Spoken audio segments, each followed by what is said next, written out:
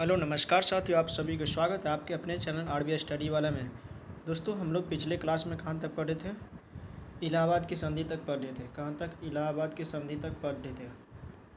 ठीक है, आज हम लोग वहाँ से आगे तक पढ़ेंगे। ठीक है, और उससे पहले आपको कहना चाहेंगे कि अगर चैनल पर नए हैं तो चैनल को सब्सक्राइब करना मत भूलिएगा और वीडियो को लाइक कीजिएगा ताकि मुझे भी पता चले कि कितने लोग पसंद करते हैं। ठीक है, और कोई भी दिक्कत हो तो कमेंट में ज़रूर बताइएगा कि यहाँ पर ये प्रॉब्लम है, ये समझ में नहीं आया। ठीक है, और वीडियो को पूरा वॉच कीजिएगा, आधा वॉच करके मतलब पूरा वॉच कीजिएगा, तभी जा कर के अच्छे से समझ में आएंगे। ये दोस्तों बहुत ही अच्छे कंटेंट हैं दोस्तों।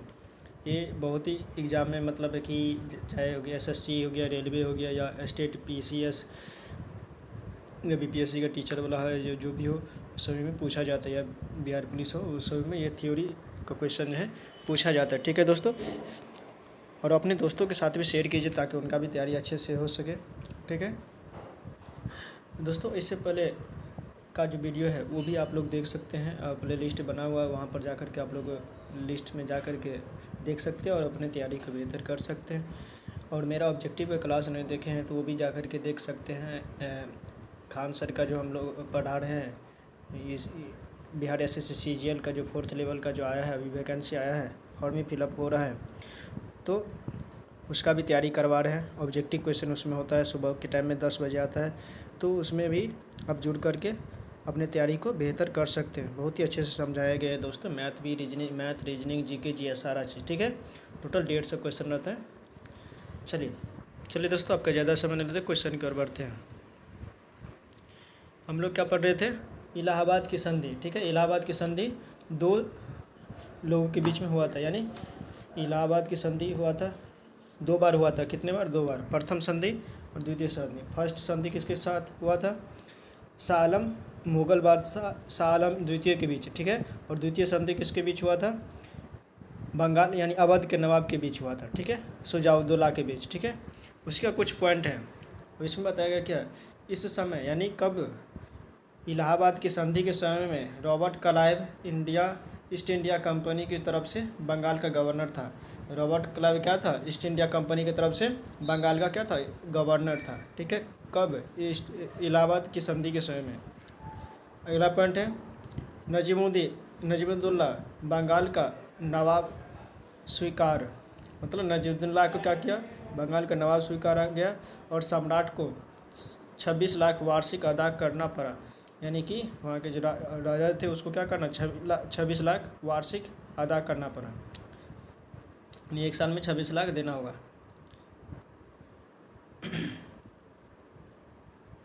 अगला पॉइंट है, कंपनी ने दीवानी कार्य के लिए बंगाल के लिए मोहम्मद रजा खान और बिहार के लिए राजा सिताब राय को चुना गया। बंगाल यानी दीवानी कार्य के लिए राजस्व वसूलने के लिए किसको? मोहम्मद रजा खान को बंगाल के लिए चुना गया, और बिहार के लिए किसको चुना गया? राजा सिताब राय को। ठीक है, चुना गया। चलिए अगला पॉइंट देखते हैं।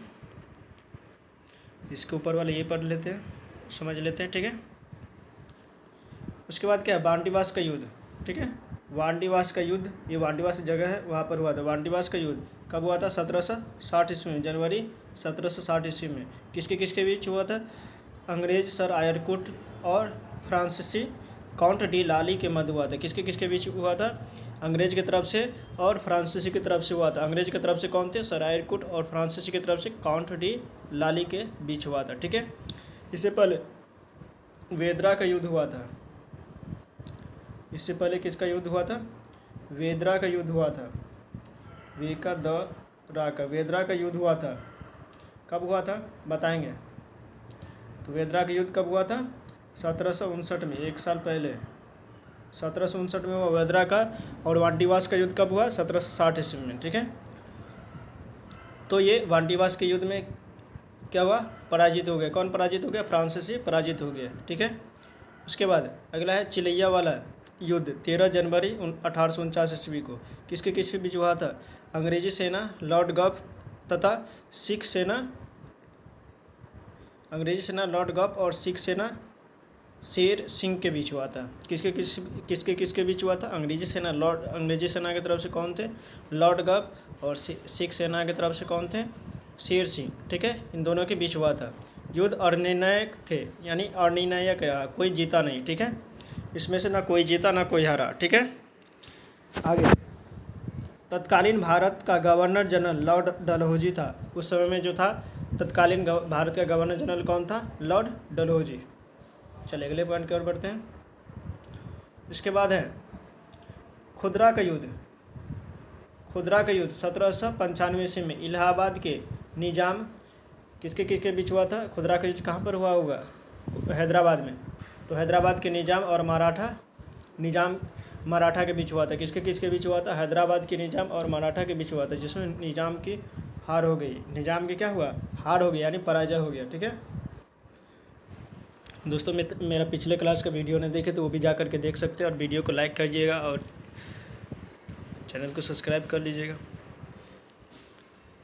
अब अगला पॉइंट है रंजीत सिंह। अब रंजीत सिंह के बारे में पढ़ते, ये भी बहुत बार पूछा जाता है। जन्म कब हुआ था? 13 नवंबर 1780 ईस्वी में। रंजीत सिंह का जन्म जो है कब हुआ था? 13 नवंबर 1780 में, ठीक है। अगला पॉइंट है सुकरचकिया मिसल के मुखिया महासिंह के घर कहाँ हुआ था? सुकरचकिया मिसल के मुखिया महासिंह के बीच हुआ था। अगला पॉइंट है रंजीत सिंह ने 1818 ईस्वी में मुल्तान और 1819 में कश्मीर और 1834 ईस्वी में पेशावर और खैबर पख्तून को जीता था। क्या क्या किया था रंजीत सिंह? 1818 में मुल्तान को जीता, 1819 में कश्मीर को जीता और 1834 में पेशावर को जीता और खैबर पख्तून को जीता। पेशावर और खैबर पख्तून जगह है उसको जीता, ठीक है। बहुत ही शक्तिशाली थे, ठीक है। अगला पॉइंट है 1799 ईस्वी में रंजीत सिंह ने लाहौर पर अधिकार कर अपनी राजधानी बनाया। 1799 में क्या किया रंजीत सिंह ने? लाहौर पर अधिकार कर लिया और अपनी राजधानी बना लिया, यानी राजधानी बना दी, ठीक है। अगला पॉइंट है सादत ए अला की स्थापना लाहौर में की। रंजीत सिंह ने क्या किया? शहादत ए अला की स्थापना किया, ठीक है, शहादत ए अला की स्थापना किया। चलिए अगले पॉइंट की ओर बढ़ते हैं।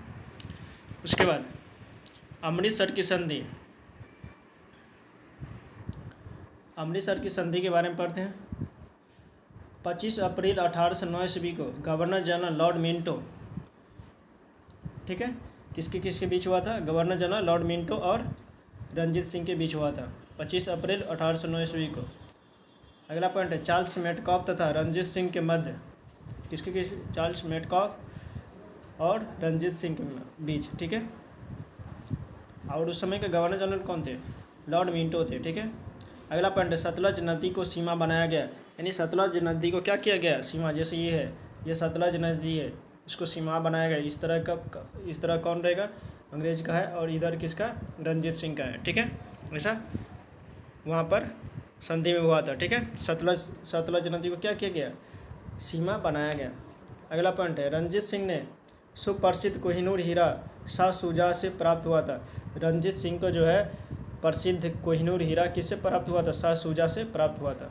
शाह शुजा। अब अगला पॉइंट है शाह शुजा अहमद शाह अब्दाली का पौत्र 1803 ईस्वी में पंजाब की गद्दी पर बैठा था। शाह शुजा कौन था? अहमद शाह अब्दाली का पौत्र, यानी पोता, ठीक है। वो 1803 ईस्वी में पंजाब की गद्दी पर बैठा था।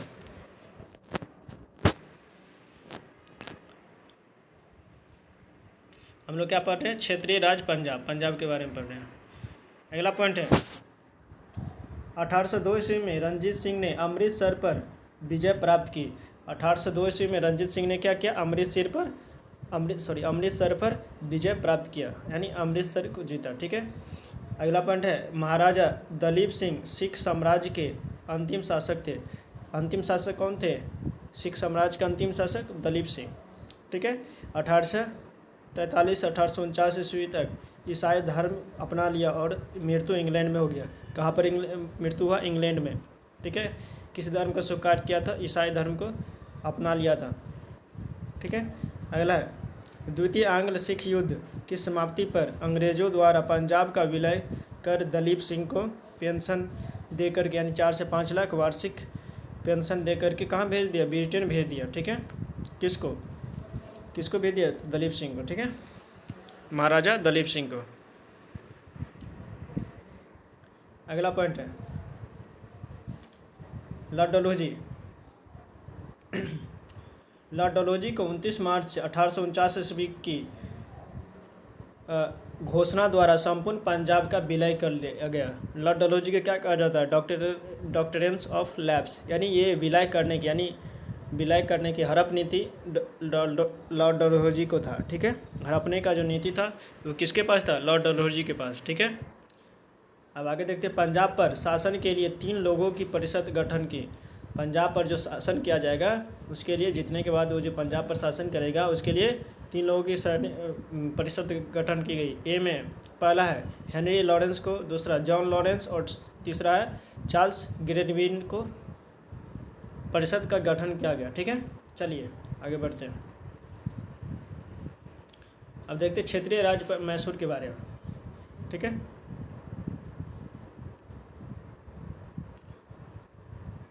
पहला है प्रथम आंग्ल मैसूर युद्ध 1767 से 69 तक। प्रथम आंग्ल मैसूर युद्ध कब से कब हुआ था? 1767 से 1769। ठीक है, किसके बीच? अंग्रेज और हैदर अली के मध्य हुआ था। अंग्रेज और किसके बीच? अंग्रेज और हैदर अली के बीच हुआ था। ठीक है, इसके बाद परिणाम क्या हुआ? हैदर अली की विजय हो गया, यानी हैदर अली जीत गया प्रथम आंग्ल मैसूर युद्ध में।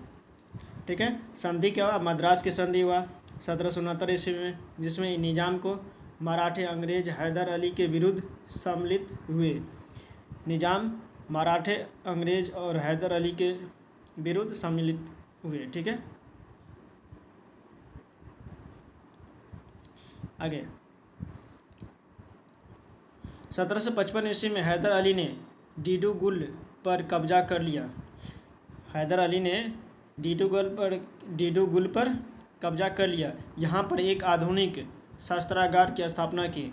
1755 ईस्वी में क्या किया? हैदर अली ने डिडूगुल पर कब्जा कर लिया और वहाँ पर क्या किया? एक आधुनिक शस्त्रागार का स्थापना किया, यानी शस्त्र रखने का जो जगह होता है उसको बनाया गया। ठीक है, स्थापना किया। चलिए अगला पॉइंट देखते हैं। अगला पॉइंट है द्वितीय आंग्ल मैसूर युद्ध 1780 से 84। वारन हेस्टिंग्स ने वारन हेस्टिंग्स ने फ्रांसीसी बंदरगाह माहे पर हमला किया। ये क्या किया? माहे पर हमला कर दिया। ठीक है, कौन? वारन हेस्टिंग्स फ्रांसीसी बंदरगाह पर, जो हैदर अली के क्षेत्र में आता था। किसके क्षेत्र में आता था? हैदर अली के क्षेत्र में आता था। अब हैदर अली के क्षेत्र पर जो हमला कर देगा तो फिर तो वो भी ना अटैक करेगा। हैदर अली ने मराठों और निजामों के साथ गठबंधन किया, यानी कि दोनों एक हो जाए। उसके बाद ब्रिटिश पर हमला करे। उसके बाद क्या किया? ब्रिटिशों पर हमला किया। ठीक है, दोनों एक होकर के ब्रिटिशों पर हमला किया। अगला पॉइंट है 1 जुलाई 1781 ईस्वी को हैदर अली को पोर्टो नोवो के युद्ध में अंग्रेज जनरल आयरकुट द्वारा पराजित कर दिया गया। हैदर अली को क्या किया? पराजित कर दिया गया, नहीं जीता पोर्टो नोवो के युद्ध में। ठीक है, 1 जुलाई 1781 ईस्वी को। टीपू ने अंग्रेज़ों से मैंगलोर की संधि 1784 में कर ली। टीपू ने क्या किया? अंग्रेज़ों से मैंगलोर की संधि 1784 में किया। टीपू सुल्तान जिसको कहते हैं। अगला पॉइंट है टीपू सुल्तान ने श्रीरंगपट्टनम को अपनी राजधानी बनाई। टीपू सुल्तान ने क्या किया था? श्रीरंगपट्टनम जो है उसको अपनी राजधानी बनाई थी और जैकोबिन क्लब की स्थापना किया था। जैकोबिन क्लब का क्या किया था? ये स्थापना किया था। कुछ यहाँ पर पॉइंट है, ये पूछा ही जाता है। ठीक है, थंबनेल में भी देखे होंगे। इलाहाबाद की संधि 1765 ईस्वी में किसके बीच हुआ था? अंग्रेज और मुगल सम्राट के बीच हुआ था।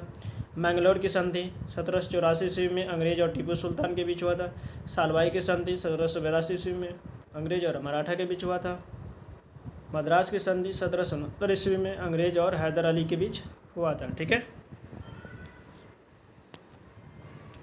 चलिए अगले पॉइंट की ओर बढ़ते हैं। उसके बाद तृतीय आंग्ल मैसूर युद्ध 1790 से 1792। अंग्रेज़ों की तरफ से कॉर्नवालिस तथा मैसूर की तरफ से टीपू सुल्तान थे। अंग्रेज़ों की तरफ से कौन थे? कॉर्नवालिस, और मैसूर की तरफ से टीपू सुल्तान शामिल थे। इसका समापन श्रीरंगपट्टनम की संधि 1792 ईस्वी द्वारा हुआ। ठीक है। टीपू को अपने राज्य का आधा भाग अंग्रेजों तथा उनके साथियों को देना पड़ा। टीपू को क्या करना पड़ा? टीपू सुल्तान को अपने राज्य का हारने के बाद वो जो संधि हुआ श्रीरंगपट्टनम की संधि, उसे क्या करना पड़ा? आधा अपने राज्य का जो आधा भाग अंग्रेजों को और या उनके साथियों को देना पड़ा। ठीक है। अगला पॉइंट है 3 करोड़ रुपये युद्ध के हार जाने के रूप में देने पड़े। हारने के बाद क्या किया? 3 करोड़ रुपया हार जाने के रूप में जुर्माना देना पड़ा। अगला पॉइंट है चतुर्थ आंग्ल मैसूर युद्ध कब हुआ था? 1799 ईस्वी में। किसके बीच? अंग्रेज गवर्नर वेलेजली था। इस समय का अंग्रेज गवर्नर कौन थे? वेलेजली। वेलेजली ये सहायक संधि का जन्मदाता है। ठीक है। 4 मई कब हुआ था? 4 मई 1799 ईस्वी को अंग्रेजी सेना ने श्रीरंगपट्टनम का दुर्ग जीत लिया और टीपू की मृत्यु हो गई। 4 मई को क्या किया? 4 मई 1799 ईस्वी को अंग्रेजी सेना ने श्रीरंगपट्टनम की दुर्ग को जीत लिया और उसके बाद क्या किया? टीपू की हत्या कर दी। ठीक है।